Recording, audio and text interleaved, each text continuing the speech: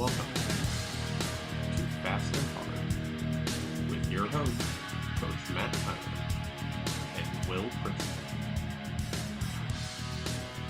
Good evening, ladies and gentlemen. Matt Tyner, head baseball coach at Towson University, welcoming you all back to episode 3 in our series of baseball-related conversations, spring of 2022. This evening, we're going to take a deeper dive with Michael Melnik into one of his energy sources. This evening will be all about commitment. That's a tough word for me to try and define. Will, I see you're smiling at me because you know commitment and me are kind of tough to go with. We've also got some great guests in store for you tonight. We're going to go straight into our coaching roster, and we've got 3 that I think you're really going to like. Mike Glavine, the head baseball coach of Northeastern University. Greg Lovelady, the head baseball coach at the University of Central Florida. And Randy Hood, the head baseball coach at the University of North Carolina, Wilmington. All on our show tonight, all telling it like it is. And what a wonderful round of conversations we've had with those guys. And I think you're going to like that a lot. But at this time, I'm going to go back and kind of recap what has happened the last 4 days for the Towson University baseball Tigers. Found us down in Miami, Florida, playing the University of Miami Hurricanes. What an experience. I hope our players and the fans that were part of that trip left there going, okay, we can compete. We can even possibly compete at that level. We've got to learn how to sustain that. But all in all, I think everybody that went down there would leave saying it was an unbelievable, surreal experience. And it looked like, and this is just my view from the cheap seats, that the parents were having a pretty good time. So couldn't be happier to have traveled with that big, large contingency of Towson fans. And for my fans down in South Florida that came out to cheer the Tigers on, really appreciate you making that kind of effort. But let's talk a little bit of baseball. What do you think, Will? I think it's time. For us to have beaten a team like the University of Miami, we would have had to have played one, supercharged baseball, which we did on Friday night. We would have had to played air-free baseball, which we practically did Friday night. But the biggest and most important thing that we would have had to have accomplished on Friday night for us to have walked away with a victory would have been we would have needed to have won the freebie war. And you're probably sitting there saying, what is a freebie? Well, a freebie is when you give an opponent a free base. You don't make them earn that. So stats like walks, hit by pitches, errors, mental errors where base runners advance 90 extra feet or more. Things like that are the straws that break the camel's back when you're playing good teams like Miami. And it will show in the conference section of our season if we don't get our control on our freebies. It'll make winning much more difficult. The one good thing that happened on Friday night was that it was like a boxing match, Will. We would punch them, they would punch back. They would punch us, we would punch back. And we forced them into some uncharacteristic numbers of freebies also. If you looked up at the scoreboard, there were 3 errors on the Miami side. Anytime you get 3 errors, the game is open for grabs.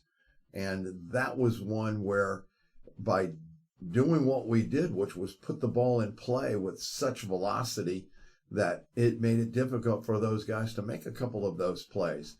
So that kept us in the game. But we had 15 freebies. They had 17.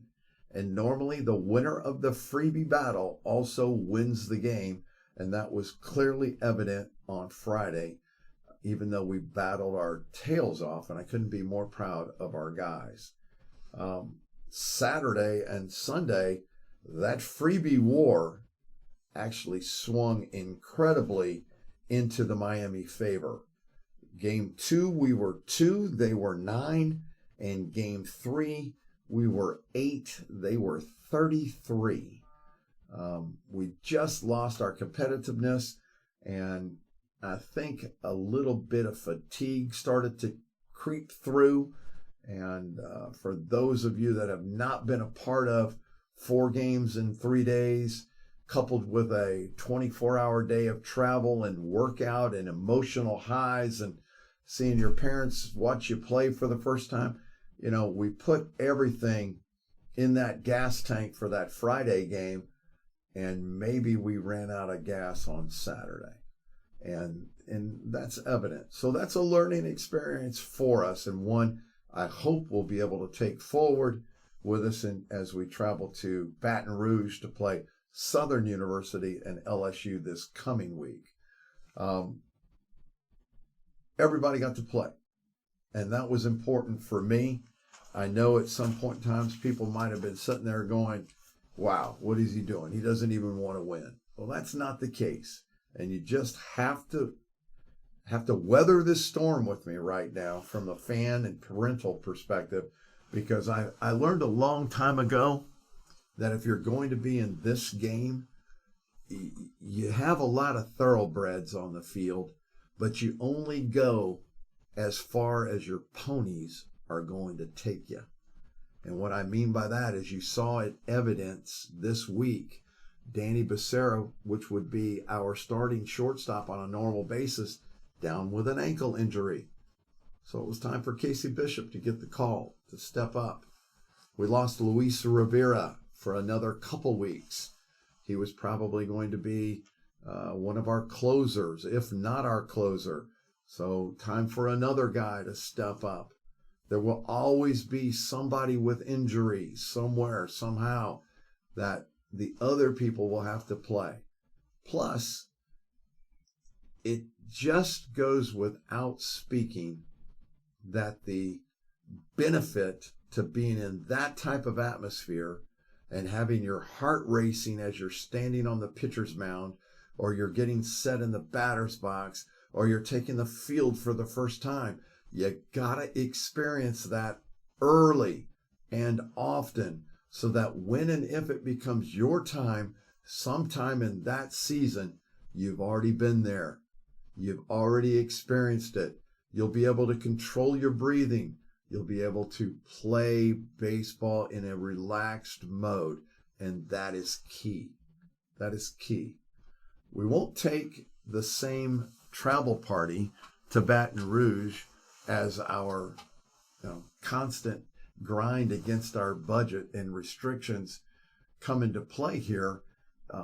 It's an expensive trip. So our travel roster will go from 36 to 33. Unfortunately, we'll have to leave a couple more people behind.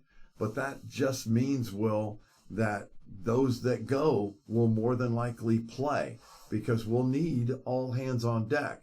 Once again, we'll be playing 4 games. So strap it on, get ready to go, right? It's going to be a difficult challenge. Southern University has opened the season 2-1, and of course LSU is undefeated. So we have our hands, or our work cut out for us this week. Our hands are going to be full. Again, we travel by plane on Thursday.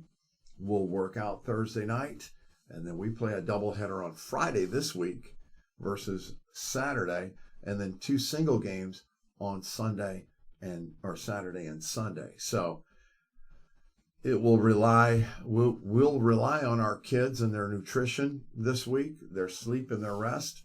And let's not forget that their plate's full too. They've got to be a student. They've got to go to class.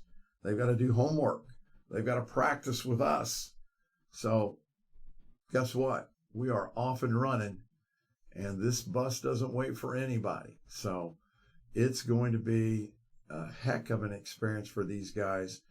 Things will start to slow down a little bit as we get with bus travel, but we'll need a better, more concentrated effort regarding controlling what we can control. And if we do that, I think we'll see a better set of results for Friday, Saturday, and Sunday. Our motto from the beginning has been all about experiences. We've added another motto to it, that you never know.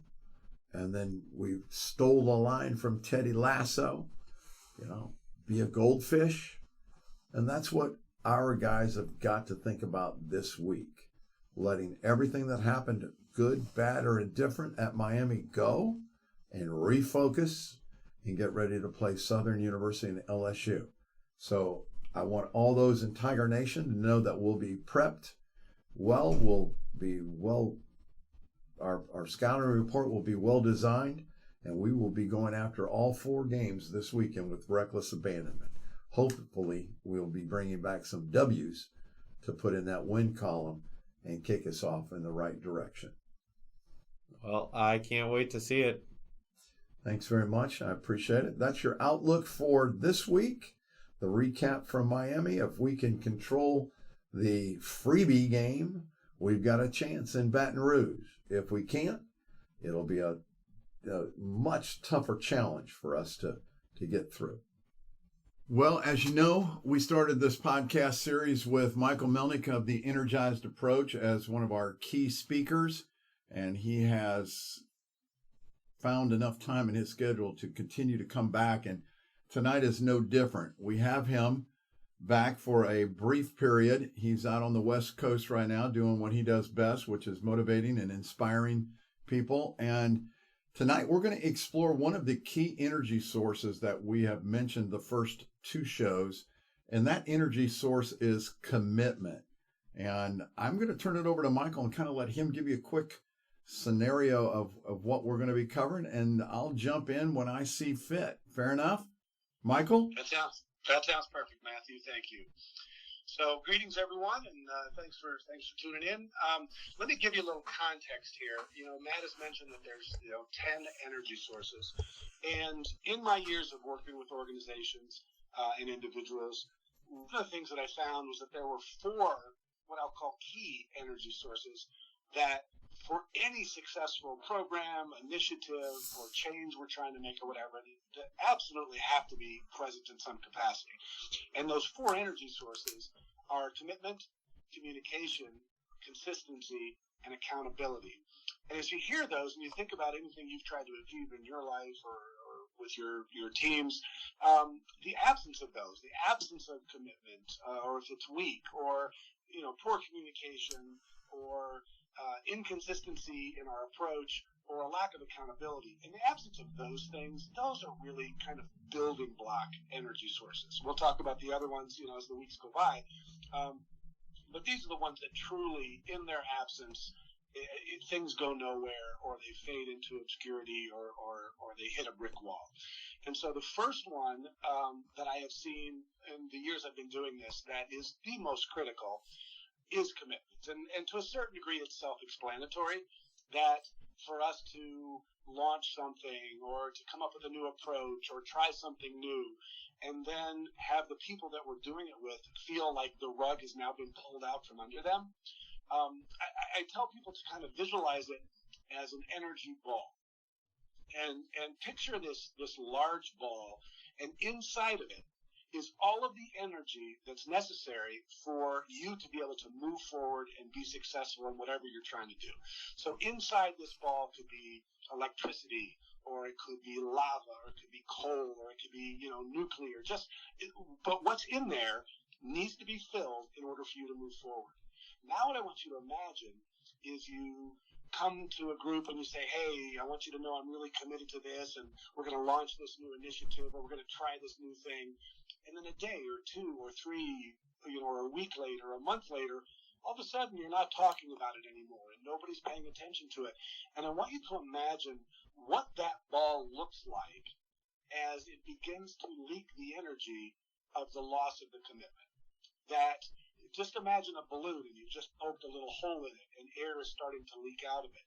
For every bit that's lost, whatever it is you're trying to do, whatever you're trying to achieve, is becoming harder and harder because the balloon is no longer filled to capacity. So the first one, commitment, and again, I certainly didn't invent the word commitment, but what I would ask you to think about is, do you know what commitment looks like? How you would define it? And on the flip side of that, do you understand or do you recognize what the lack of commitment looks like? Because all of the people that we come in contact with are able to do that, right? They're able to sit there and go, oh, they seem really committed, or they don't seem very committed. And it's not like the moment that we introduce it, somebody is sitting there going, okay, I am now going to measure the level of commitment they have. But what we do need to understand is that in our day-to-day interactions, we are either filling that balloon or that ball, or we are allowing it to leak by all of the things that we do. So the action, and then I'll hand this back over to Matt here real quickly. The action that I ask people to think of it as kind of a game. You may think it's a fun game or a not fun game or whatever. I kind of call it a game. Is that I tell people that I'm working with to imagine that you've got a group of people that you're working with, that you have to demonstrate to them that you're committed, but you don't get to use the words. You don't get to say, I'm committed to your success. You don't get to say, I'm committed to your well-being, or if I'm committed to us having a great season. All you can do is do the things that will look like you are committed to their well-being and their season. Because sometimes we'll look at people and we'll go, I just want you to know I'm really committed to, you being successful. And really, what I'd love for the response of the other person to be is to look at me and say, I heard you say that you're committed to my well-being. Why are you telling me that? Why don't you just prove it? Why don't you just do the things where in a day or in a week or in a month, I look at you and go, wow, thanks for being committed, because I know what commitment looks like. So just leaving it off again in quick summary is just think about what are the things for the people that you're trying to influence that would have them, without you saying that you're committed. What does it look like? What did they see? What did they experience that demonstrated that commitment? So Matthew, I'll hand it back to you, sir.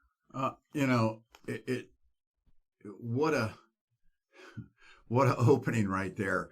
And sports fans at home, of course, Michael gave me some homework, and the homework was go back and think through all of the times that you can share with people, obviously, that you've thought you've been committed. And I'm 63 years old, so that means for me to go all the way back through, that might take 2 or 3 days. But I kept turning the cards backwards and turning them backwards and backwards. And, I've had this common thread, Michael, since I was in 4th grade. And I try to think of the first thing I ever became committed to. And I remember my 4th grade teacher asking all of us, if you could be one thing when you grow up, what would it be? And of course, everybody, saying, I want to be a fireman, I want to be a doctor, I want to be a lawyer. And they got to me and I said, I've got 2. And they said, well, you can only have one. I said, well, it doesn't work because I've got 2. And they said, what is it? And I said, I want to be the president of the United States or a Major League Baseball player. And Mrs. Goodman said, okay, thanks, Matt. You need to sit back down. And, I was sitting there thinking about commitment, and I was sitting there going, wait, since my 4th grade year, I have been committed to this thing called baseball. And, what does that look like? And they say hindsight is 20/20, right? So I could look back on my career and I can see the times when I was committed, and I can see the times when I was not committed. Still playing or still coaching, but not committed, and it's funny. I'll fast forward now to my press conference as the head coach here at Towson University. And before I took the stage, I had an opportunity to meet 11 of my players, and I asked them what they wanted out of this program moving forward. and to the man. I want to win the conference championship. I want to go to NCAA title. And using your words is exactly what I asked them. I said, what does that look like? And their answers were off the charts because they didn't really have a good feel for that. So now let me tie that back in. I told you that I have spent time committed to baseball and spent time not committed to baseball. Well, when I sit back and I look at it and I say, what does commitment look like just from my perspective? It looks like being regimented, getting up early in the morning, eating a good breakfast, getting fueled, coming in, making sure you have a positive approach to your day, making sure that you're there for not only your coaches, but your players, and that you develop personal relationships as well as professional relationships, doing what you were talking about. If I don't get to use the word commitment, what does it look like? Just like I asked my players back in 2017, what does it look like? And none of them knew that it meant, hey, getting up and having that breakfast early on, going to weightlifting, going to class, being a success in class. Those were just those little commitment building blocks, and then if I were to expand on it, I can honestly look back at my life and go, okay, when was I committed to my family? And when was I not committed to my family? And for those of you that don't know, I would imagine everybody has a couple skeletons in their closet or not, but my lifestyle changed in 2001 from a major partier to a non-partier. And commitment changed. The face of my life and what I was about changed at that point in time. And my level of commitment, I believe, was enhanced at that point in time. And I think, you're a witness of that, right, Michael? Absolutely, Matthew. So, when we talk about the level of commitment, what I want you to do is think about what it looks like and see if that's something that you're mirroring in your life, because if it's not, then you're not really committed. I can never think of the joke between the chicken and the pork about breakfast, how the eggs really, the chicken's not really committed because he just lays an egg, but the pig is committed because he's the bacon, and that's, I'll learn that joke, I promise. All right. Yes. What's the difference between, participating and being committed? And the chicken is participating and the pig is committed. There you go. That's why we have you, Michael, for clarification. So in your travels, Michael, tell us about commitment. You started to kind of get off into it a little bit. What else can you share with us about it? Well, the other thing, and this is going to be true with actually all of the energy sources, but certainly is big with commitment, is that it's really important for us to think about stepping outside of ourselves for the definition of it and for the demonstration of it. Because once again, when you talk to, and for me, if I'm working with organizations and I talk to management, and I'll ask them straight out, are you committed to, your employee safety? And they'll say, absolutely, we are. And I'll go, okay, I'm going to go out and ask the employees if they think you're committed to their safety. If I go out there, do you think I'll get a different answer from them? And they'll say, well, probably, because, they're not happy about it or whatever. I'm like, well, what I want to know from you is, for you trying to run a workplace, whose answer matters the most? Is it you saying that you are committed, or is it them believing that you are committed? And then they're like, well, yeah, I guess their answer is more important. I said, great. So let's go find out what it looks like to them. And that's where I tell organizations, and I don't dictate how they go about doing it, but I certainly do dictate to them to say, don't put up signs that say we're committed to your safety without putting it up there as a reflection of what the employees are thinking. Because otherwise the employees have to walk by that sign and go, I don't know what employees they're talking about being committed to, but it doesn't seem to be us. So whatever your definition is of being committed, if it's to a thing that involves other people, it's really important to be taking the pulse of the other people and saying, how am I doing in my demonstration of commitment to this? Because it's quite possible their interpretation looks very different than yours, and their interpretation actually matters the most if those are the people that you're trying to influence. So you're kind of leading me to ask you this question. If we're going to have, that type of interaction with those that we are surrounded with and trying to influence or work with or motivate or inspire, are you speaking about your tool called an energy assessment for that?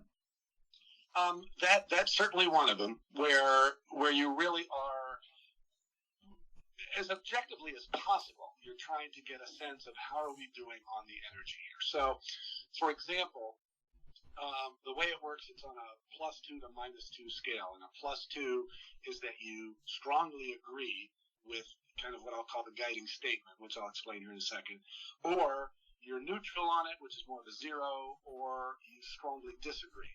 So the statement could be, I am strongly committed to the success of my players. And if I'm the coach, I might be saying to myself, I'm a +2. I am just knocking it out of the park. I am so committed to them. But one of the questions that we ask on there is that you have to justify your answer. And justifying your score means I have to list all the things I'm doing that would make it look like I'm committed. And what's very interesting with me working with business and industry is that when I talk to management and I'll say, the guiding statement is, we are committed to the safety and health of our employees. That's the beginning statement for commitment. Mm-hmm. They'll score it and they'll go, oh my gosh, we are +2s, +2, +2. We've got great programs and whatever. And I said, okay, justify your score. And they'll sit there for a minute and they'll go, well, maybe we're closer to a 0. Or we're closer, because as soon as they have to prove it, which is where kind of the rubber meets the road, they're going, well, we don't really have a lot of evidence. We just would like to think that we're at a +2, but in reality, we're at a 0 or a -1 or whatever. Another way that I achieve this in the assessment, and anybody can do this, is look at the guiding statement that you score for yourself, and then just pretend. Just pretend that you go to your players, or for me, you go out to employees, and just imagine if I went out and had the employees score this, how would they score it? If I was going to go out and have my players score how I'm doing on commitment, what would they say? And what would their justifications be for their score? All it's doing is making us take a step back, take a look at the energy source. From our perspective, how do we think we're doing? How do we justify our score? From the external perspective, if you're not going to talk to them directly and ask them those things, then at least imagine what their scores would be. Because I can tell you right now, in almost 100% of the companies that I work with, when management is doing the scoring, and then I say to them, now imagine that the employees are doing the scoring, do you think their score is going to be better or worse than yours? 100% of the time, they'll guess that it's going to be worse. And I'll ask them, okay, well, tell me why you think that. And what it boils down to is that the employees are in a different position. They're receiving it. And so they're going to be a judge of it, where it's important for us to get that information. But that then influences our next move to go, then how do we better demonstrate commitment? So the next time with their score, we're sitting there going, I think they'd score it higher now because we've done this, this, this, and this. Well, it sounds like you're giving me a little bit more homework for the next time, because I'm going to go this week and I'll ask my players. The program is committed to the long-term success of the Towson University baseball program. And I just want to get a litmus test. I'd like to see what my 41 guys actually think. And that'll be my homework. But now for our listeners, I'm going to ask them to do something as well. This doesn't have to always be involved with employees and employer or coach and player. How about as a spouse? How about sitting down there, if you're in a committed relationship, and go, what's my level of commitment look like in this relationship? You write it down.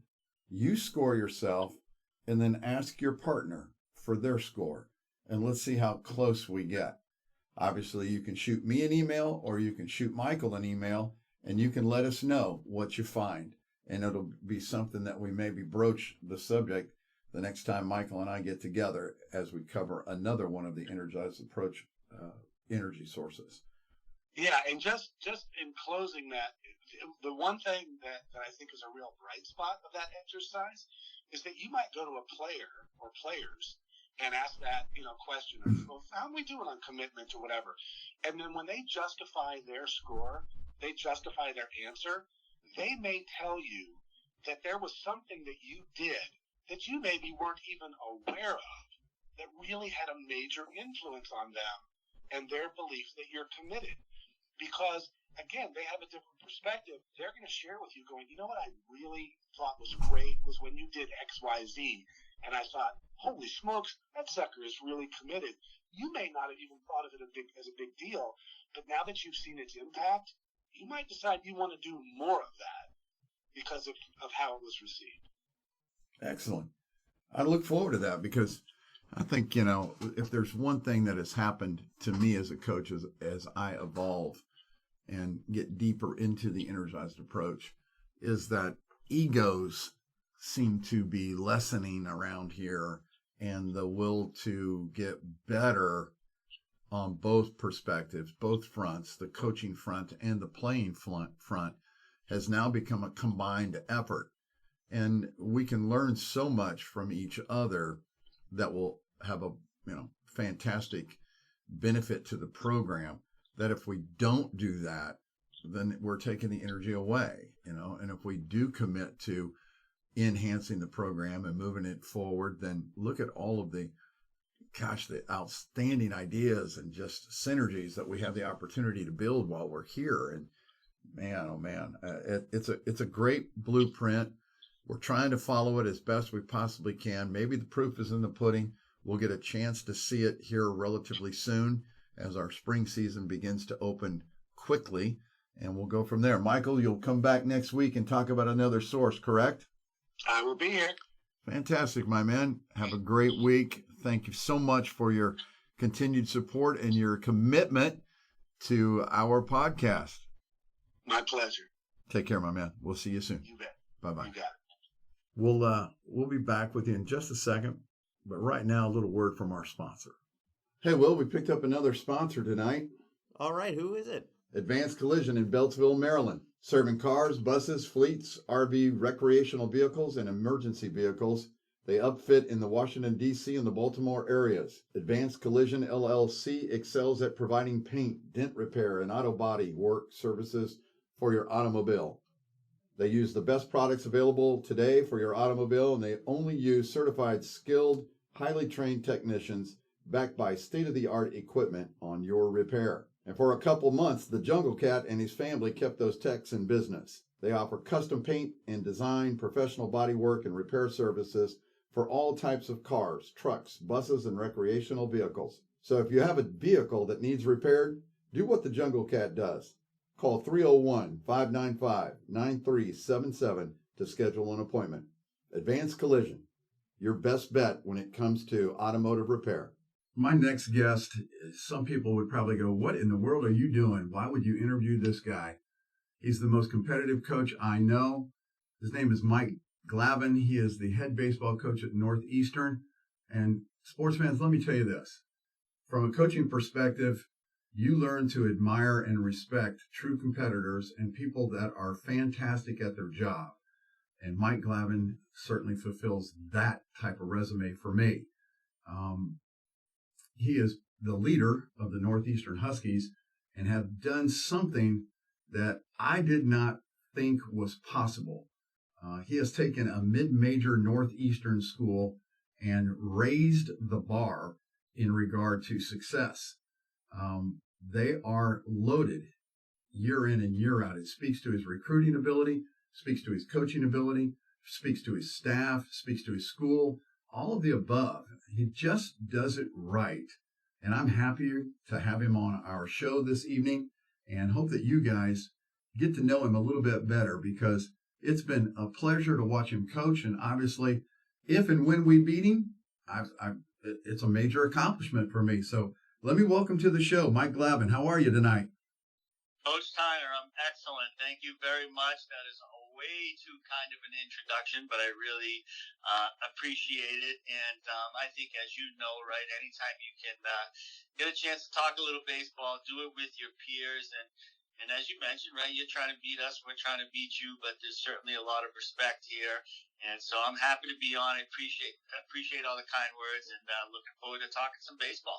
Well, let me bring the audience up to date here. So, ladies and gentlemen, we're talking to a 3-time CAA Coach of the Year, starting his 9th year of head coach. That's correct, right? Yes, that's correct. You were an 8-year assistant coach prior to becoming the head coach. You have taken Northeastern and you have raised their RPI, which is the strength of your program in numbers. Last year, there's 299 teams in Division I baseball. And am I correct? You finished at 34? I think we were 38, but you're close. I think we were in the top 40. I know that, and it's definitely a goal of ours. And you try to be in that top 50, and something that we've talked about the last few years. Really, it wasn't something I thought about my first year as head coach. Right, you just trying to survive, figure some stuff out, do some stuff, and then I coached a couple of years and tried to get a little more comfortable with what I was doing. We started talking about it, and really, Coach, we brought it up in 2018 when I thought we had a really good team, and we hadn't won the conference tournament yet, and we seemed to put all our eggs in one basket, right? Try to win the conference tournament. And I thought we had a good schedule that year as well. So I remember mentioning to the guys our opening meeting that year saying, hey, listen, we always put our eggs in one basket trying to win this conference tournament, and that's so hard to do. Let's look at this from a bigger picture. Let's try to raise our RPI. We got a challenging schedule. We got a good team. And that body of work over the year, let's see where we're at from an RPI standpoint at the end of the year. So since then, we've really tried to give our program a chance on both ends, right? You want to try to win the tournament, but if you don't, can you be in that conversation for an at-large bid? So to do that, you got to have good players, and you got to play a challenging schedule, and obviously you got to have a good conference to be able to do that as well. So you play in challenging teams throughout the year. It's interesting that you bring that up because in our first show, we talked about our schedule, and people would say, man, why do you do what you're doing? And I echo those sentiments 100%. I think it's a great tribute to our conference because of the commitment, the level of commitment that we've gotten from every coach to try and improve their schedule, to try and improve our RPI, not only as a conference, but then it allows each one of us to bump up or go down a little bit. But based off of strength of schedule, if we can keep everybody under 200, or around that area there, then we got a chance to get better as a conference and better as teams, of course. So, yeah, speaks volumes for your level of commitment that way. Who do you guys open up with this year?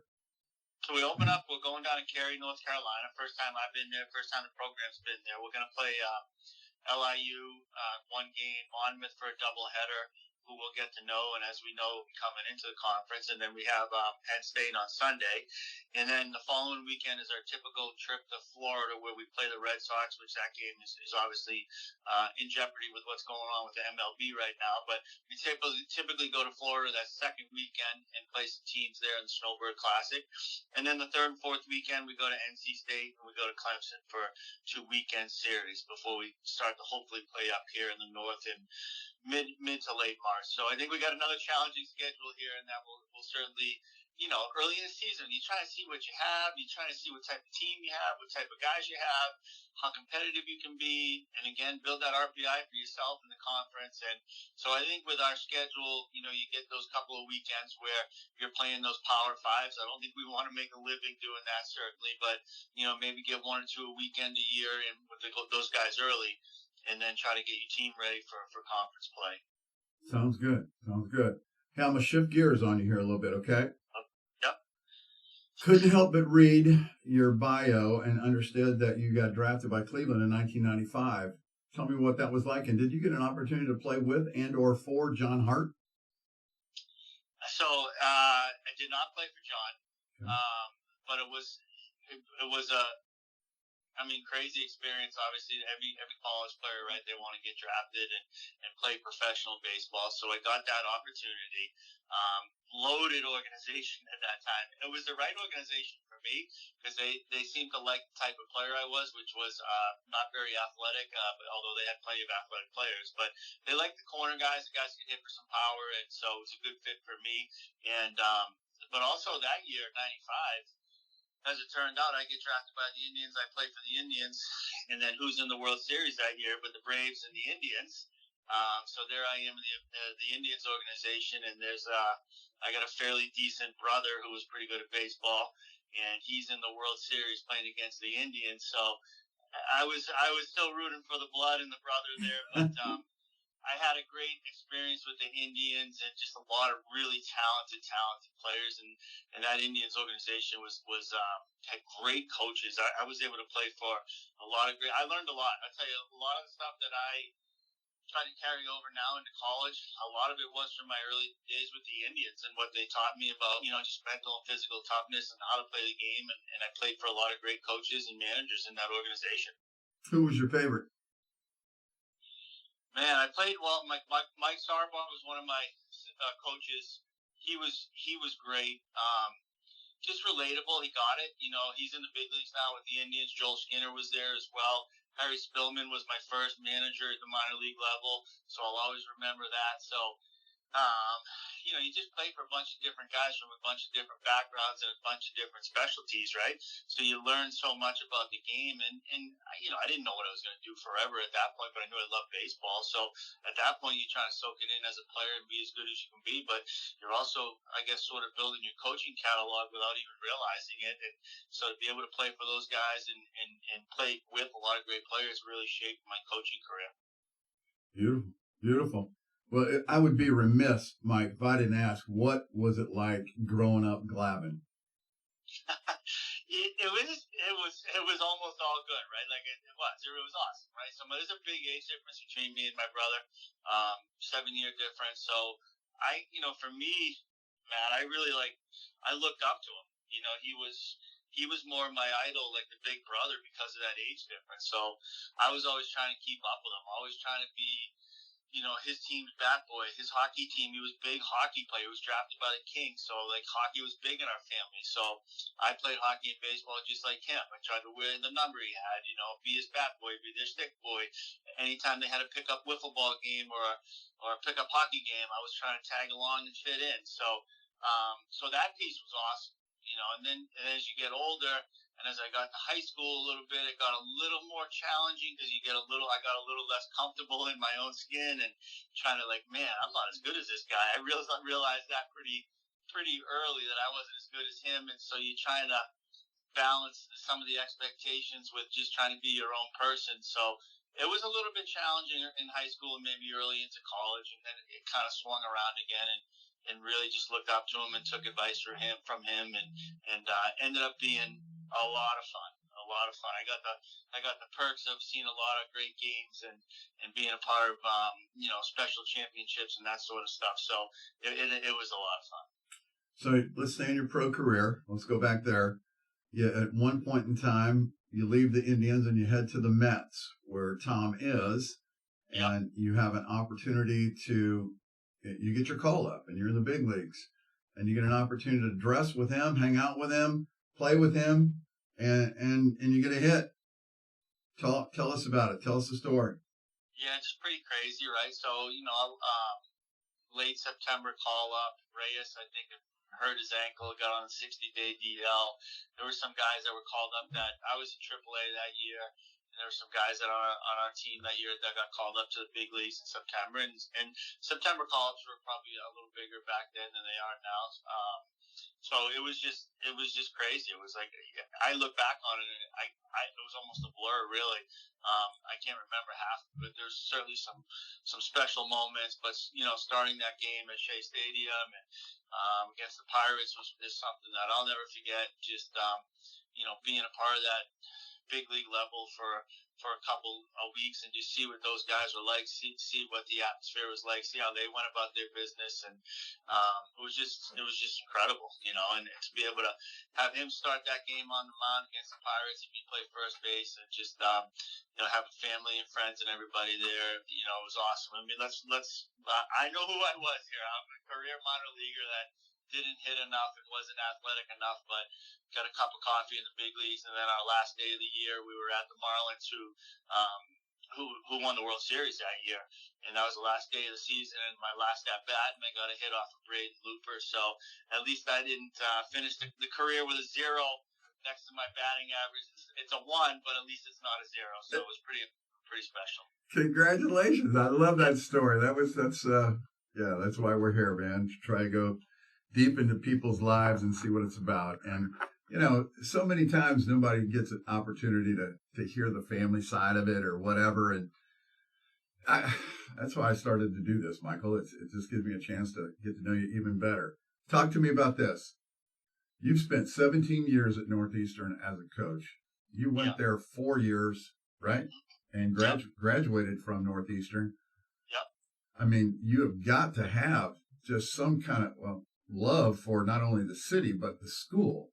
I mean, where you at, bro? Yeah, you're right. I mean, you're right. So let's start with I grew up here. I grew up only about 40 minutes from campus, right? So when I was recruited out of high school by Neil McPhee, who was a coach here before me, coached 29 years. He's in the Northeastern Hall of Fame.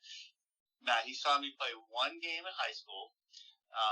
And recruiting was different back then, but he saw me play a state game in high school, and I went 3 for 3, hit 2 home runs. I pitched the last 3 innings, and I often think back of what would have happened if I went my usual 0 for 4 with 2 punch-outs and a walk or something. But he sees me on a great day, offers me a scholarship. It's close to home. It's all these great things, and so I go to school there. And I had an awesome experience. I really, really did, and I loved my time there.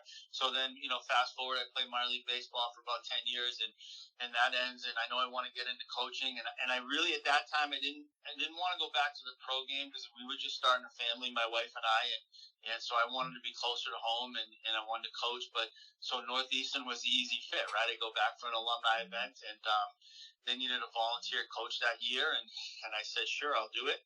And then the rest is kind of how it went. I volunteered. I loved it. And slowly worked my way up to, however you want to call it, second assistant, first assistant, and then coach in waiting, head coach in waiting with Coach McPhee's last year. So, I end up back in Northeastern. Now, the Northeastern that I'm at now is entirely different than the Northeastern I went to school as a college kid. It's just the campus has changed so much. The academics have changed so much. It's a beautiful place. It's right in the city. I've always loved the action.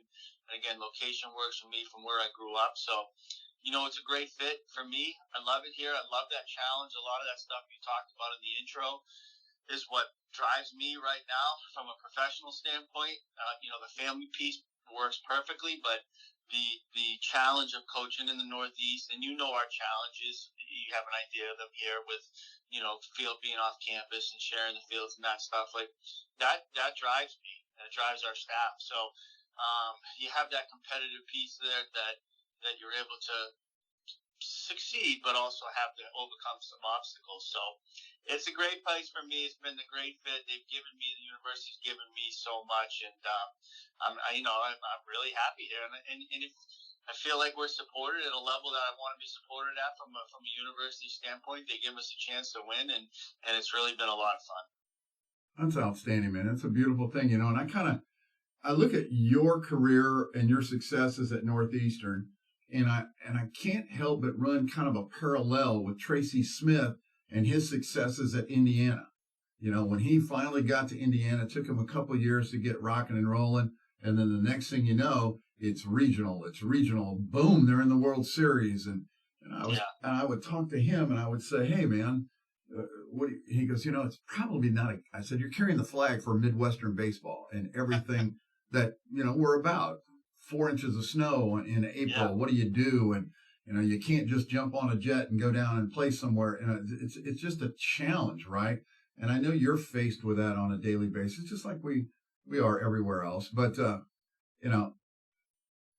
would there be an opportunity for a school to lure you away, or no, man, Northeastern's where it's at for me?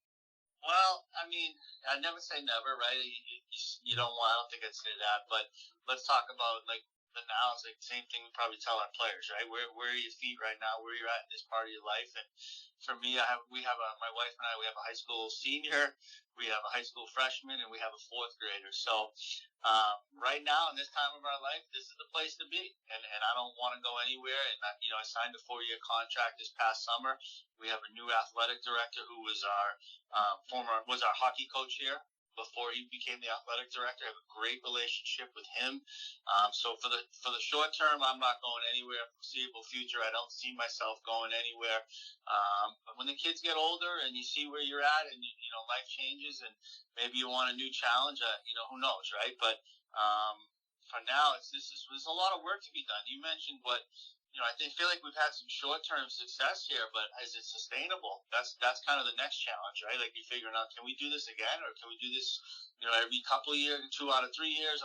How's this going to work? So I think that's what we're focused on as a staff now is can this be sustainable? And you mentioned someone like Tracy and what Indiana's done, and can we do this on a regular basis? And I don't know. We're getting a lot of positive publicity this year. I don't like it. I'm uncomfortable with it.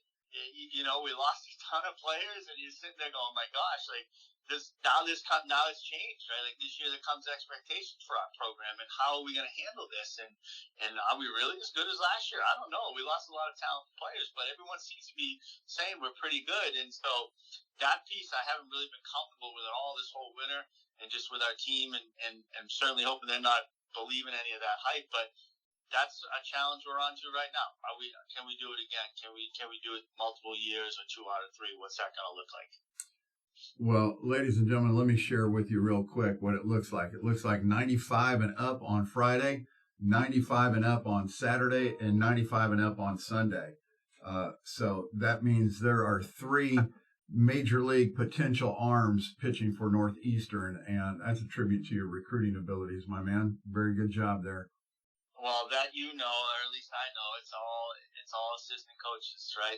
Those are the guys that are grinding behind the scenes, and the head coach gets the wins and losses and gets the publicity at times. But it's the guys behind the scenes, it's support staff, and it's the assistant coaches.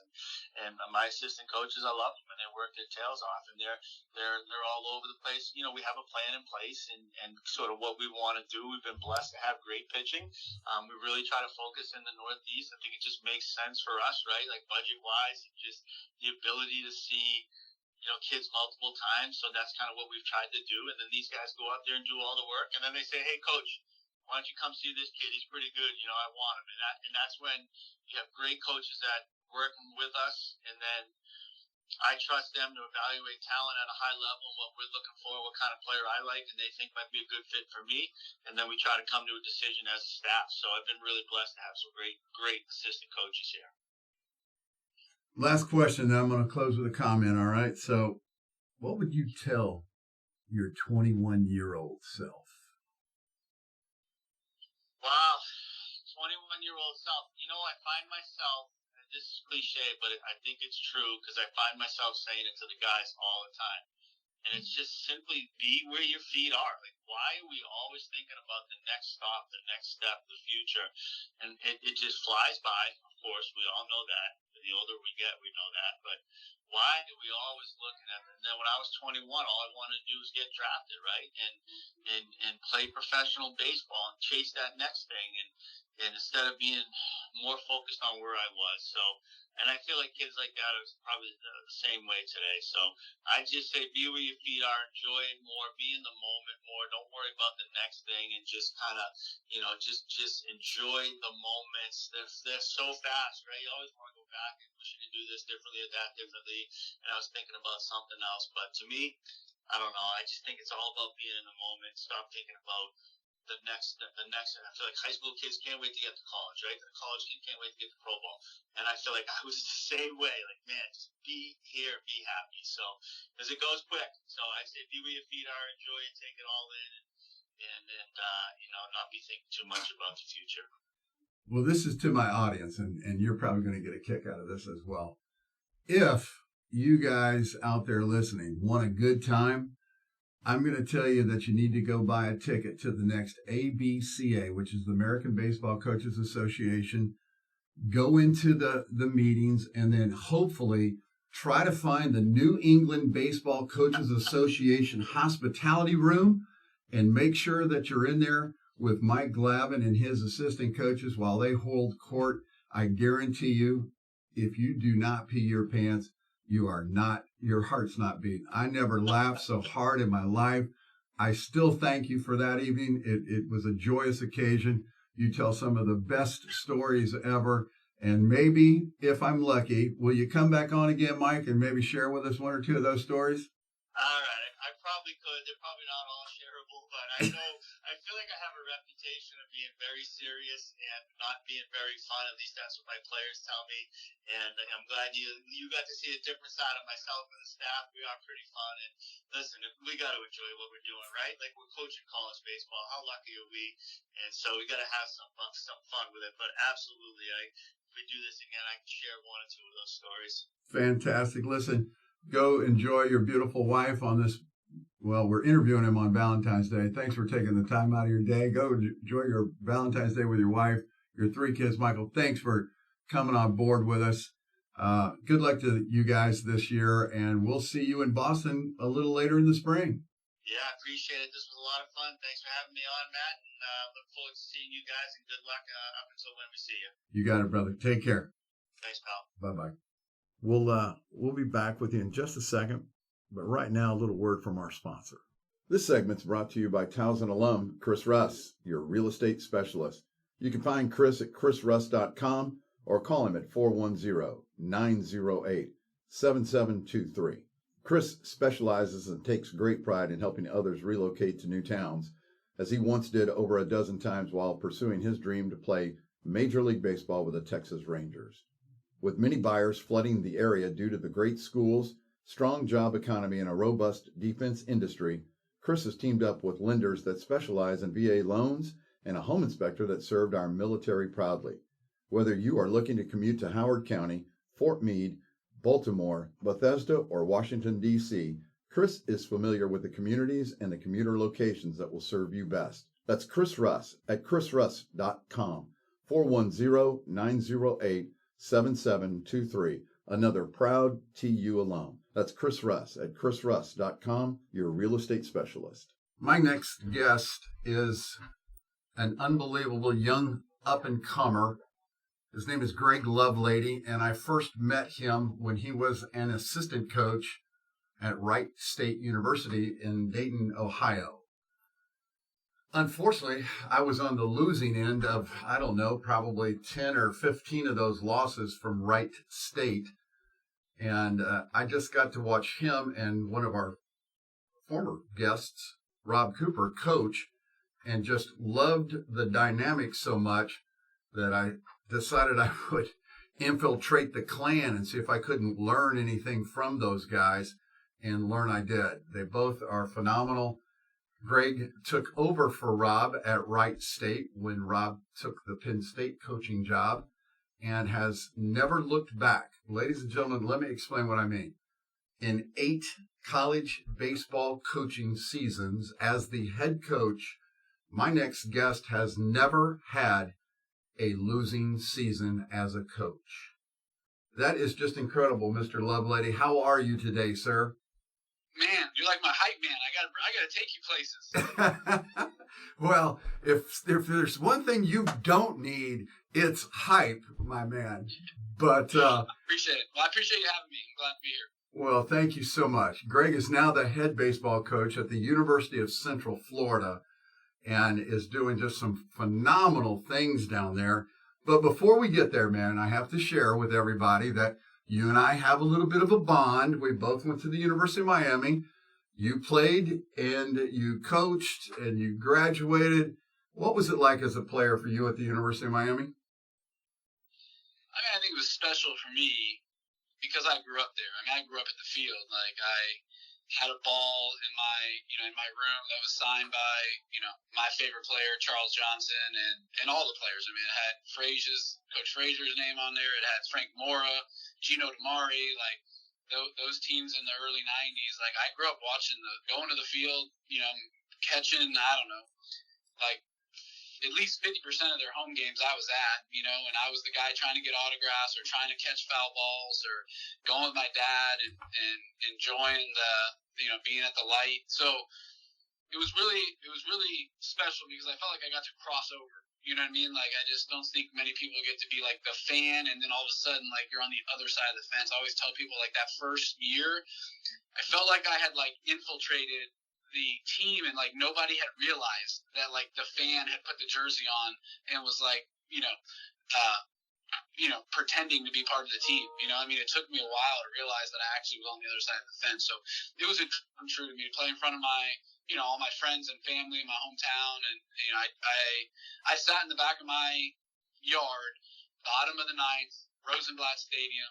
Like, I got my Canes jersey on. We're trying to win a World Series. Like, I was in Game 7 of the World Series in Major League Baseball. The Marlins didn't come around until I was almost in high school. So, I mean, as a little child, like, that was baseball to me. The Atlanta Braves on TBS and the Miami Hurricanes. And I wanted to be in Miami Hurricane my whole entire life. And so to be able to cross over the line and the fence and to be able to play there was a dream come true for me, and just something that, and not many people, I think, get to live out their dreams, and I got to, and that was awesome. Well, obviously, you were a multifaceted player, and you are also a multifaceted coach. You graduated in 2001, and you played a little bit of pro ball. You worked with in the Marlins organization for a little bit, but you also coached at the same time. Is that correct? I played 1 year pro ball and then went right back to coaching. Okay. Got right into coaching. So, I mean, I played just a few months of professional baseball. I signed with the Marlins, played that whole year. The rest of that, went to short season, went to New York Penn League, finished off the season and went back and started coaching back again at Miami, and, decided, before spring training that, like, I don't, I thought about maybe should I not do it or should I go back into playing, but I was loving coaching so much, and I didn't want to go be in the minor league. I mean, the chances of me making it to the big leagues was just very slim. I just wanted to get my career started and not, retire at 30 years old and then have to start a career. So I got right into it, went right back and just loved coaching, and it ended up being one of the best decisions I ever made. Oh, absolutely. I second that. To watch you coach, you bring such an enthusiasm to the game, and you're an excitable guy. You had a nickname at Miami, did you not? I don't know. I mean, everyone just calls me Love. Okay. Were you known for doing something though? Did you ever like climb was that? Some people call me Bradley LaCroix at Clemson calls me Spider-Man. Coach Leggett calls me Spider-Man. And there all you the go. Time. We won my senior year. We beat Clemson in the Bradley was a player, I think, on the team, and Coach Leggett. After the last out, I climbed the backstop, and so for then on, every time they would see me, they'd call me Spider-Man. There you go. I just had some of those stories I didn't know you knew about. Oh well, hey man, you got to give me some credit, man. I do some research, but you did. That's a good one. That's a good one. Not many people know about that one. Oh yeah, brother. I'll tell you what. Now they do. Now they do. That's right. And for those that are listening, I can tell you this much. He mentioned it. Miami, Clemson, those are dog fights. I mean, it goes all the way back to my era where, their head coach wouldn't agree to come back down to the University of Miami to play any regionals anymore, thought it was an unfair advantage, which it was. And, then who did we end up facing in 1980 in the World Series first game? Clemson. So there's just a special rivalry between Miami and Clemson, is there not? Yes, there is. Have you played those guys as a coach at UCF? No, not at UCF. We played them twice at Wright State, came down for a weekend series, but I think we might be playing them next year in 2023, but we haven't played them yet. Awesome. Well, let's go into your team a little bit, because, when I look at your team's record and everything, tell me what you thought about your 2020 team that was 15-3. Was that quite possibly one of your best ever? Yeah, we were really good. I mean, we were just set up, obviously we got off to a great start, sweeping Auburn at their place, and just had the pitching staff, had two front end guys that Friday and Saturday guys that were really really good, and then we had probably the best closer in the entire country. But we were deep in the deep in the back end. We had three guys at the end of the game that were. I put our top five pitchers against anybody in the country, and then offensively we had got off to a really good start, and again all the wins, and had really just put ourselves, we're rolling, really confident, and really hard to beat. And it was that definitely was crushing to have that season especially canceled. Now, any season to get canceled is crushing, but when you get off to that good of a start and everything, that was tough. Yeah, I mean, it just looked like you guys were going to be a ball of fire, and it's always, I've said it before, I always follow the guys that mean something to me. And when you took the job at UCF, I remember a conversation that you and I had at Wright State. You called me one time and you said, T, do I go with Cooper to Penn State or do I stay and become the head coach at Wright State? And I think my answer was, dude, there's only 300 of us. So, you might as well be one and then take it and run with it because you've got an outstanding and a bright future. And look what happened. I mean, he's gone from two-time coach of the year at Wright State to coach of the year at UCF. It's got to be a heck of a run for you, correct? Yeah, it's been awesome. I mean, I think, it's been a lot of success, but, I mean, obviously the kids, the group of kids we had at Wright State were really, really special. And then the staff, I mean, obviously Jeff, who's now the head coach in Indiana, and Justin, who's the pitching coach at South Carolina. To hear, obviously Justin came with me at first, and Ryan Klosterman I hired, who's now the head coach at Bryant. So, I mean, I just had really good staff. That first year here at UCF, the seniors that really bought into me and the culture and everything, they were a special, special group. It was really tough to see them leave, and but it's been a lot of fun. I mean, just to be able to coach and, my biggest thing is trying to, the experience that I had at Miami, like I'm trying to give that experience to the kids now, like paying it forward. Like, I feel like we're doing everything that we can to make sure that these kids have the best experience, but also get to chase their dreams. And if that's, whether that's winning championships or playing professional baseball, getting them prepared to do all of that. But it's been a lot of fun. I've had a lot of good people around me, a lot of good players, and that make me look really, really good. And I try to do my best to stay out of the way, let them do their jobs, and let the players play the game. And I've had my time, and I had a blast doing it, and now I'm trying to let these kids do the same. Getting ready to make a big move. What do you think? Yeah. What do you think? Yeah, I'm excited. I mean, obviously the American is a grind, man. Like, I definitely probably didn't understand how tough of a conference this was. Just there's no off weekends, there's no easy wins. I mean, I think it might have been 2021, I guess, or 20. I can't remember. But I mean, there's every year if you look at our standings, like first to seventh or second to sixth, like they're usually like a game and a half. I mean, anybody can win it. Like, teams that you think aren't going to be very good are going to develop some guys and recruit some guys. And I mean, it seems like whoever we pick to win the league, the order of finish is not even close to what happens at the end of the year. Like, it is just really, really tough. And so then you're going to a conference that's just as tough. And, but obviously just being in the Power Five kind of, mantra or whatnot is a big deal. And playing obviously in a TCU and Texas Tech, and I mean Baylor. I mean, who knows if Oklahoma and Texas will be there the first couple of years? Like, I mean, it's going to be a grind too. So this league has prepared us for it. You know what I mean? But obviously, I think it'll help in recruiting. Obviously, financially, just from having to kind of keep up with the Joneses in that league. We're going to have to upgrade some stuff, which will be good, and hopefully help us in recruiting and whatnot. So it's definitely an exciting time. For this program and for this university, to be as far along as we are, as young as we are, and obviously the last 10 years have been really special with just the football programs and going to to New Year's Day bowls and winning although some will claim self-proclaimed a national championship. Like, it's just been a lot of fun to see this place grow, and I think we're just scratching the surface of how good we can be. Absolutely. And I'm glad to see that you guys were included in that expansion.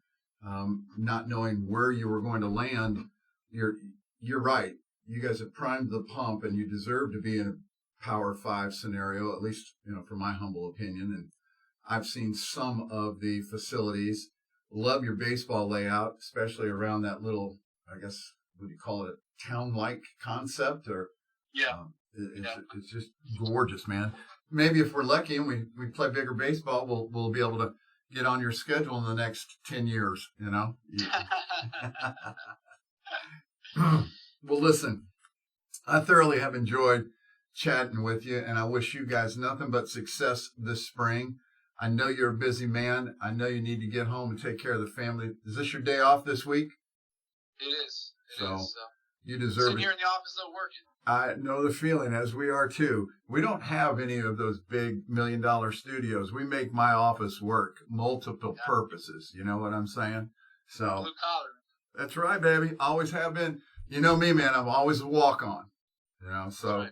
Once you're a walk-on, you're going to always stay a walk-on, and I got to outwork you if I can. So, brother, good luck. Thanks very much for taking the time out of your day. Love the stories. I got one question.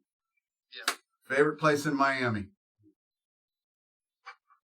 Like ever? Like anywhere in Miami? Anything? Not a restaurant, but anything? Let's go restaurant. Restaurant first. I mean, my favorite place is the Big Cheese. So, okay. But that, I'm not a big food junkie guy. So, but I could sit at the Big Cheese all day.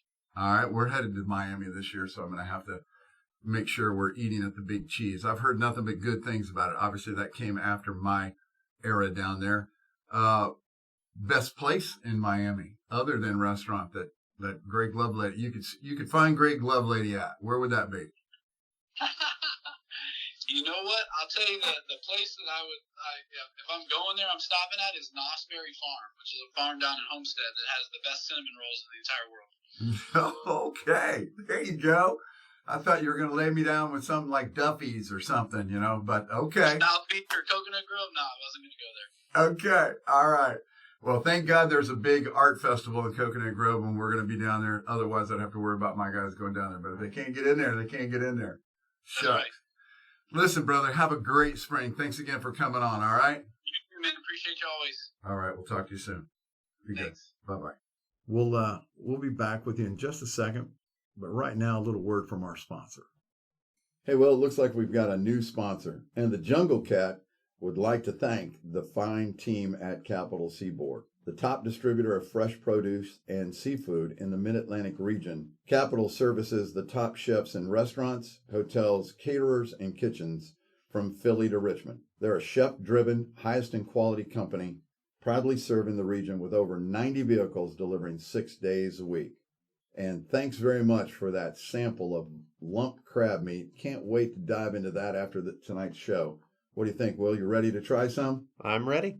Great. Well, thanks again to the people at Capital Seaboard for their fine and continued sponsorship. Ladies and gentlemen, my next guest is very special to me. You've heard me use that word and that phrase before, but I have to say this from the bottom of my heart because his career path and my career path are very similar in our paths to where we currently are. If you would have asked me 5 years ago if I would be a Division I head baseball coach, I would say, yeah, sure, I would aspire to be one, but I'm perfectly okay being a recruiting coordinator, hitting coach, infield, outfield, whatever you want me to do. If you're going to give me an opportunity to work with kids, I'm going to do that. And as far as I know, my next guest would answer that question probably in the same way.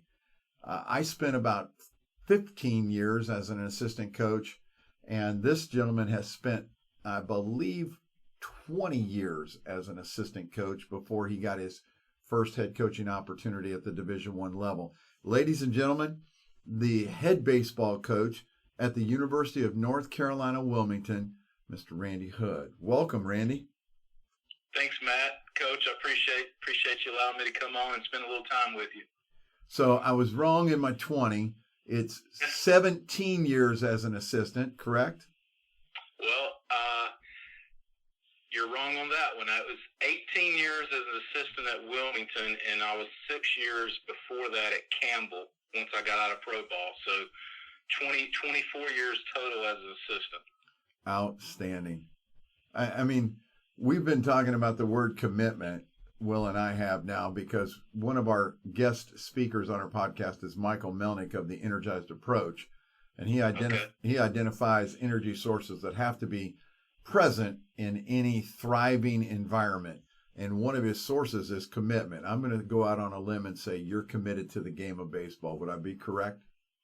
Yeah, I mean, I've once I decided, and I'll date myself back a little bit, but back when I was kind of in middle school, my dad and my mom told me to make a choice. I could either ride horses and be a cowboy or play sports. And I used to have 5 horses and barrel race and thought I'd be a rodeo guy when it was all said and done. But once middle school, I started playing baseball and football and basketball, and I liked all of that. And I liked riding horses. And once I got into high school, I had to make a choice because keeping up with 5 horses was you have a lot of time and it was expensive, and I chose to go the sport route. And baseball took me to Campbell University, and then 4 great years there, and then I got to play about 5 years in the minor leagues, and then once out of the minor leagues, I had to make a quick decision if I was going to stay in the game. I wanted to stay in it as long as possible, and I had some opportunities to stay in it from a professional standpoint, coaching, or a college standpoint. And I went the college route, and I haven't looked back. And like you said, would I be happy being an assistant my whole life? Yeah, I would probably be happy. I was hoping to at some point have an opportunity to be a head coach. I've interviewed at different places. Just the timing of everything just wasn't the right thing. And not everybody's timetable is the same, but got an awesome opportunity to come to Wilmington 20 years ago, and it's just been a great experience here. And then finally getting the opportunity to take over once Coach Scaff retired was awesome, and I just look forward to and hopefully keep things rolling here. Absolutely. Let's go back down memory lane for just a second. All right. So where are you from? I'm from Goldsboro, North Carolina. Okay. Eastern North Carolina. Gotcha. And is that what drew you to Campbell? Actually, I met Coach Cal Kuntz. I don't know if you remember him. Sure do. Yeah. He pitched for the Miracle Mets in the '69 World Series, but he's from the Fayetteville area. He was the head baseball coach at Campbell when I was in high school. And my junior year, I went down to a week-long overnight camp at Clemson with Coach Wilhelm, and they used to bring in 200 players and all the coaches around that you can imagine. And I met Coach Kuntz at that camp. And then a year later, when I was getting some, I wouldn't say I was heavily recruited by any means, but he just stayed in touch the whole time in the relationship that I had with him over that year period. I ended up committing to Campbell, and that's how crazy recruiting is. I committed and signed in June of my senior year, which now that is really late compared to what we deal with. Oh, it's incredibly late. I hear you. Well, and I don't know if you knew this about me or not, but I'm a walk-on, so I was non-recruited. So at least you got a little bit of the taste. Do you ever get a chance to get back to Campbell? I know that it has to have changed from when you were there to now, right? Yeah, it's changed a lot. I actually met my wife there my senior year. It was her junior year. So, we have history there. But we get to go back and play them home and home every year. So it's pretty cool to go back and just see how that program's evolved. And the coaches they have there right now have done a phenomenal job. And just the facilities and things like that, from being a small private Baptist school, They have really, kind of blossomed with their facilities and, got some really good athletic programs. Absolutely. So in this pro career, you have a outstanding story, or at least one summer's worth of story. In 1994, you played baseball with a interesting teammate. You want to share that with my audience? Yeah, 94 season, I was slated to begin the year in my second go-around in Double-A, and that was with Birmingham, the Barons for the White Sox, and that was the same year where Michael Jordan, at the time, what I consider and still consider the greatest basketball player of all time, was in his prime. He had just come off of 3 World Championship titles with the Chicago Bulls and decided to try baseball out. So he got slated to go to that same Double-A team out of spring training. So I spent about 6 months from April to September riding the bus and seeing what being around Michael Jordan was for a summer, and how crazy people acted, and how just the world basically evolved around probably the biggest sports icon that I can ever be around and known about as far as in any sport. I think the only way you could possibly, even potentially think about topping that would be if either LeBron James, Tom Brady, or Tiger Woods decided to pick up baseball and you get to play with him for a summer. But I agree with you, and just just at that time, I'm riding a bus, I'm going out to eat, I'm on the baseball field with the guy that I have been watching play for Chicago Bulls and for North Carolina for my whole life. And growing up, he grew up in Eastern North Carolina. His high school, Laney High School, was in my same high school conference. Southern Wayne and Laney were rivals. So I saw Michael Jordan when he was in high school playing basketball in the packed out gyms and all that kind of stuff. But comparing him to the guys you just mentioned, those are all great comparisons, and I can see exactly what you're talking about. It'd be fun to be able to play baseball, golf, football, or basketball with any of those 4. Now, rumor has it that young Michael had a couple extra dollars, so he threw it around and kind of improved your bus. Is there any truth in that? Yeah, he had some kind of deal with MCI, which at that time was some type of phone carrier company or something like that. But he worked something out where he was sponsorship for them, and about a week after we got there, when he saw what we were driving in, he decided to make sure we got something a little bit higher class to fit his style of travel. So it was customed out. We had card tables, we had TVs on every aisle, we had a lot of leg space, and he could be at the back of the bus easily and have a good card game going. For back in the Southern League those days, some of those bus trips were anywhere from 8 to 14 hours. Those were some long trips. I know it well. Birmingham actually was the launching pad for the worst slump I ever had. It started my downward spiral back to Hagerstown after a smooth 8 for 67 start. So it's not a great pitcher's ballpark, the old Hoover Met. It was definitely a pitcher and defensive part. Oh my gosh, yeah, it was incredible. But that really had to be something. What's the best artifact you took away from 1994? You got to at least have a signed baseball. Honestly, we were just talking about some things the other day. Somebody brought this, which is cool because I get to, that's almost 30 some years ago, and I still have conversations with people, and it's just it seems like it was yesterday, even though I feel like I could write a book. But best artifact, I never asked him to sign one thing until the last day of the season, which is kind of crazy, but just didn't feel like it was appropriate as a teammate baseball-wise to really kind of oogle and google over a person, even though you know who you're dealing with. I will say the best artifact I got, and I was able to get a few things throughout the summer, but this is pretty special, was the first time we had an off-day coach.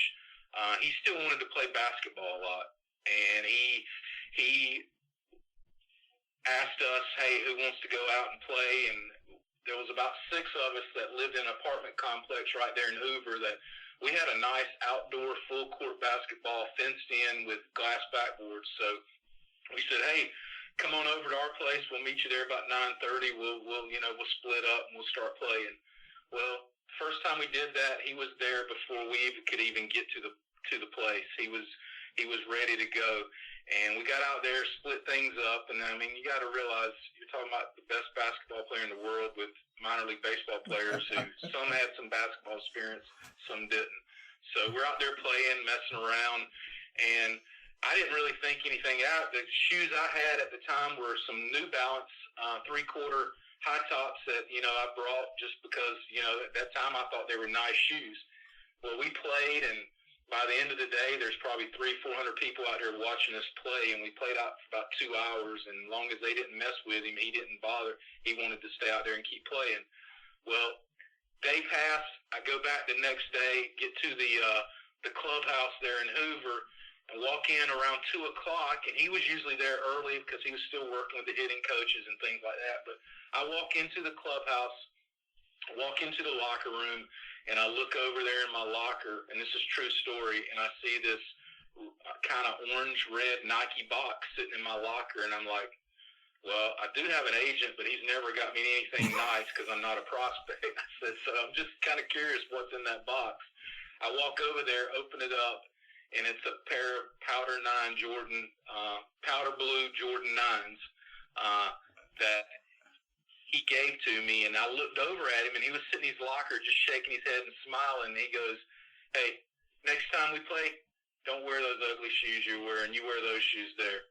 And I said, I'll wear them with pride, and I appreciate it. And at the time, I wore them for the next 5 or 6 times that we played and never thought about how cool of memory these shoes really are and probably how expensive they are, knowing that he gave them to me and the style of them and everything like that. But I still have those things, and they've started dry rotting the soles, but just the memory of them and things like that, I wish I'd have taken care of them better at the time, but now I know really kind of how nice they are.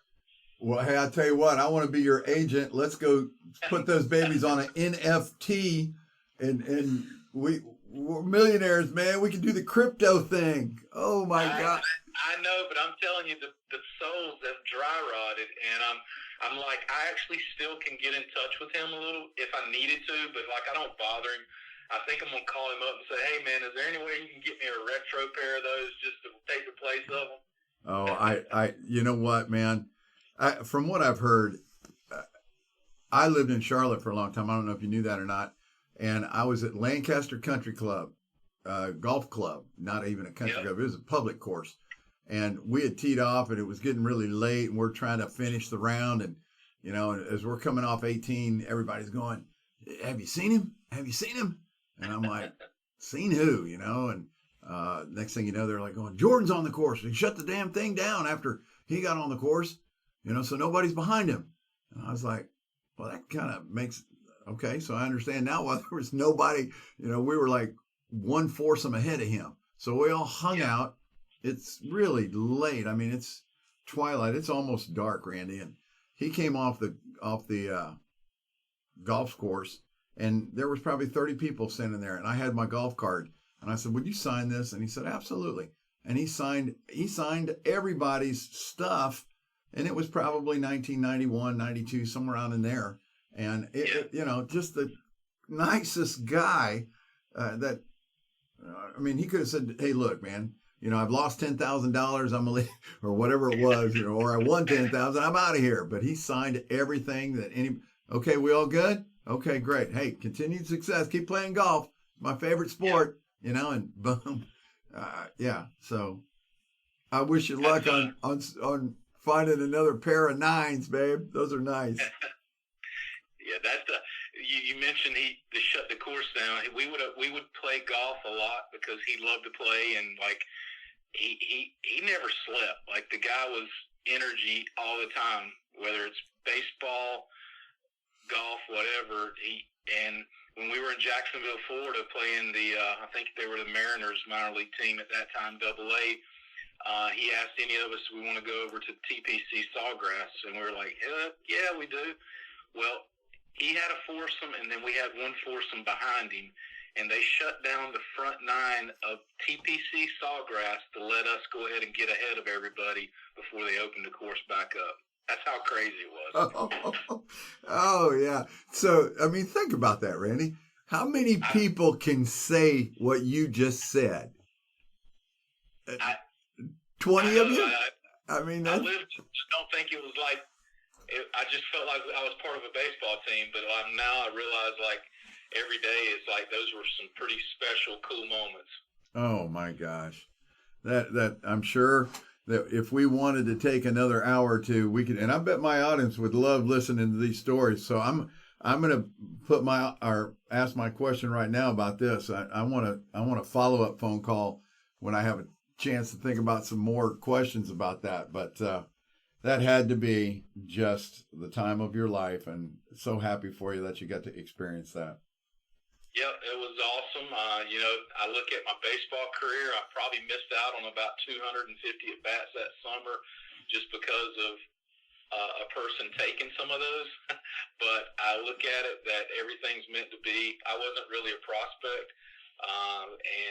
but I got to experience something pretty cool that, I'll always remember and learned a lot from it. I grew up and learned a lot of just how you carry yourself, how you handle things, how you go about your business, how you deal with the media and all that kind of stuff. So it was really cool.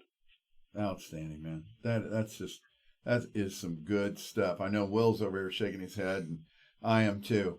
I'm going to switch you back to baseball now a little bit more up to date, all right? Yes, sir. You have accomplished an unbelievable amount of good things as an assistant and as a head coach. And I want you to answer this question. Okay. How difficult is it to get into the CAA conference championship game, because you seem to have found the golden key? You have been in one for the last 6 years.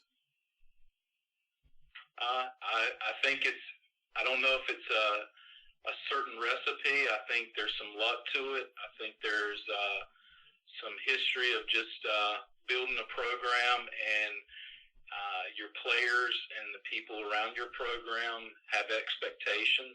And, I also just believe it's being able to have good players. It's not all about good coaches. Good players make good coaches. And we've been fortunate enough here to really do a good job of getting kids on campus, develop them, some right out of the get-go as freshmen, and some it takes a year or two to develop. But, just the recipe of how whatever that magic sauce is has really been, consistent over the last 20 to 25 years. And, I'm glad I've been able to be a part of it. And obviously Coach Scaff was the head coach, and he allowed me to do a lot as an assistant. And, we've had a lot of other assistants kind of go through our program, and a lot have been and are currently at a lot of other really good jobs in Division I and other levels of baseball. But I just, I just think you kind of set what you believe is your main core principles. And I wouldn't say there's any secret sauce. We don't come here and do a lot of crazy stuff. I think you play baseball the way it's supposed to be played.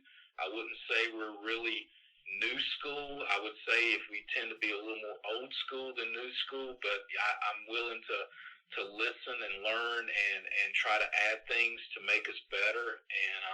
And then it goes back to, like I said, I think just you got to have a little luck on your side, but I also think preparation and being prepared gives you that opportunity to have that luck. Absolutely. Well said. I mean, you're the owner of 4 NCAA tournament appearances, 4 regular season CAA titles, 2 CAA tournament titles. You've been in that conference championship game 6 times. You've won it 2 times. How hard is it to win the CAA title?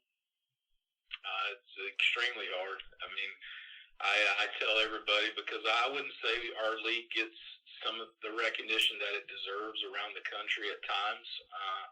Just because, I think, sometimes when you have northern teams, and this is nothing against our northern teams because I believe they're all very good.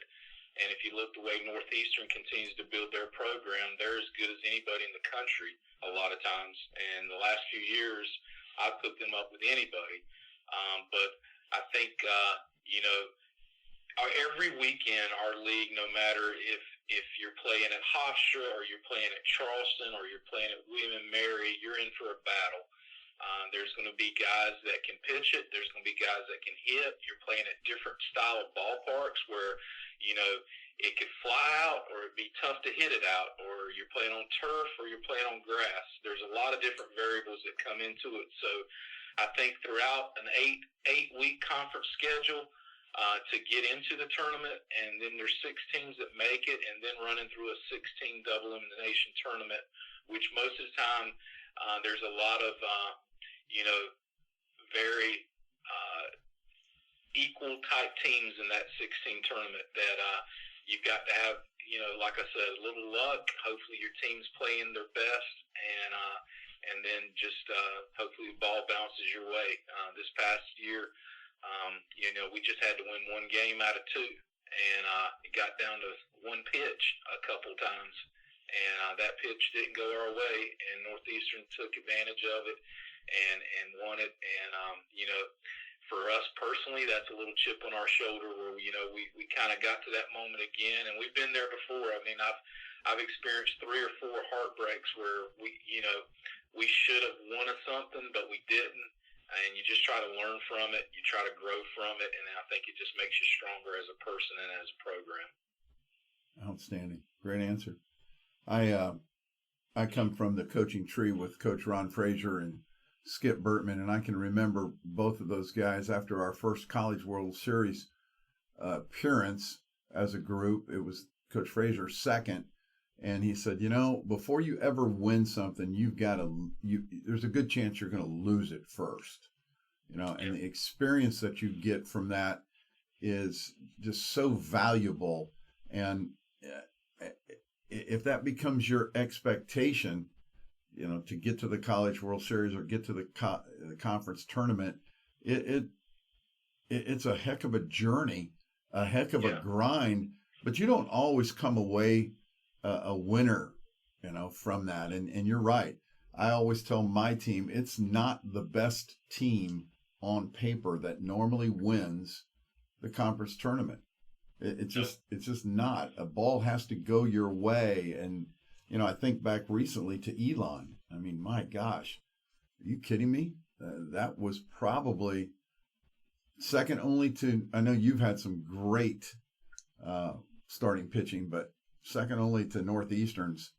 We've never had 5 that ran out like that. Like the year they had, like the 3 starters and the 2 relievers you're talking about were as good as anybody in the country. In the country, man. I mean, in the country, yeah. Yeah, we somehow snuck up on Kirby and beat him that year. And it probably cost him $1 million, but I had never seen anything like that. Brnovich, Kirby, and then Weatherby. Oh my gosh. That was just, and then run across that juggernaut.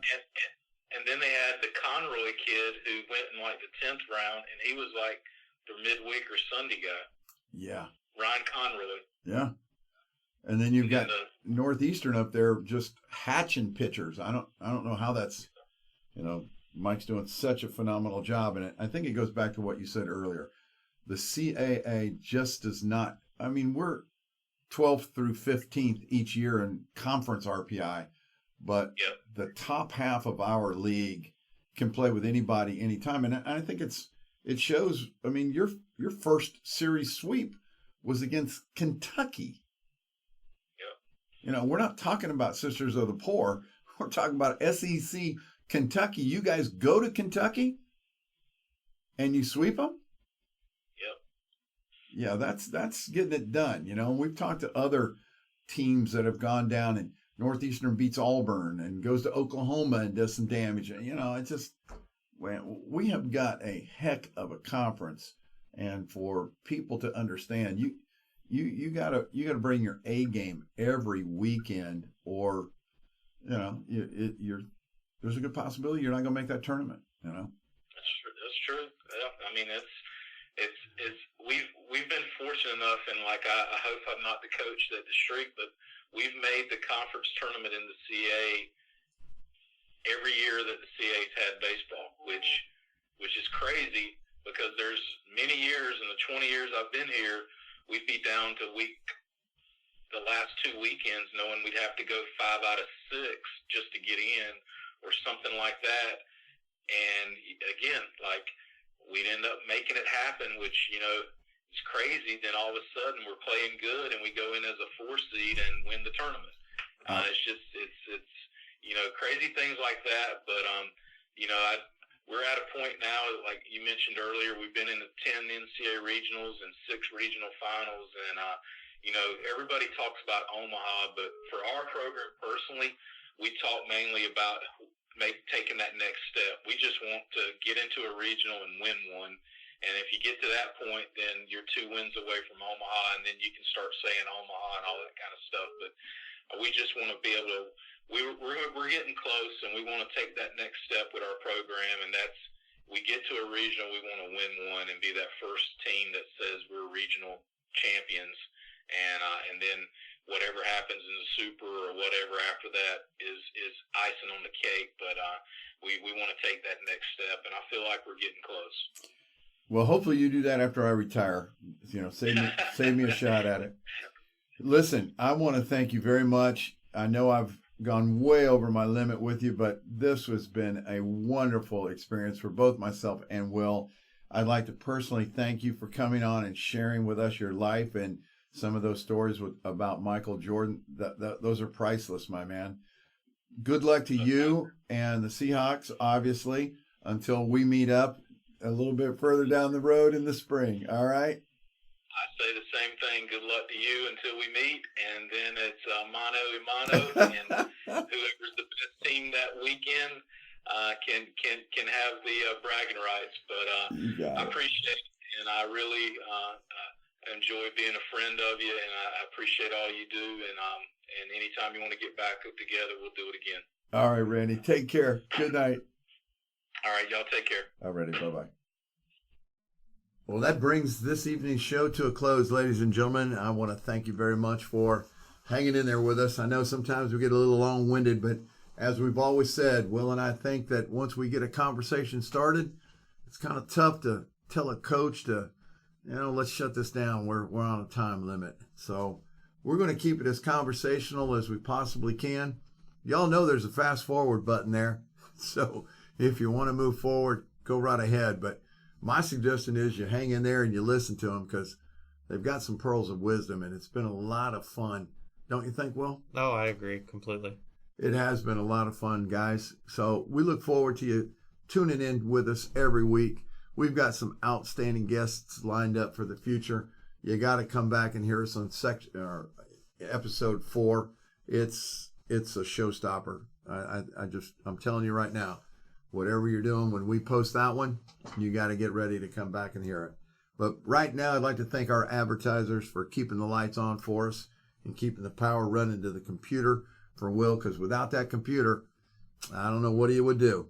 Listen, those folks at Advanced Collision will take care of anything that you do to your car, truck, SUV, you name it, they can fix it. Chris Rush, your real estate specialist, serving the greater Baltimore and D.C. areas. Check in with him whenever your real estate needs change. And last but not least, grab some crab. Keep Capital Seafood in business. Those people are very, very kind to us, and we really want you to support them. So get out there and grab some crab. Listen, you know how I close this show. Be your part, or be the part. Do your part. All of the above. Because if you want to see a change, be the change you want to see in the world. It's your job. It's your responsibility. If you're vertical, make it happen. Until we talk next week, enjoy your week. Keep the baseball emails coming. There have been a lot of fun, a lot of tweets. Let's have some fun with this, ladies and gentlemen. Thanks again for listening.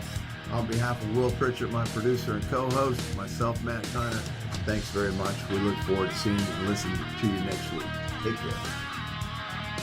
Do you have any questions you wish for us to discuss? Anything you want to talk about?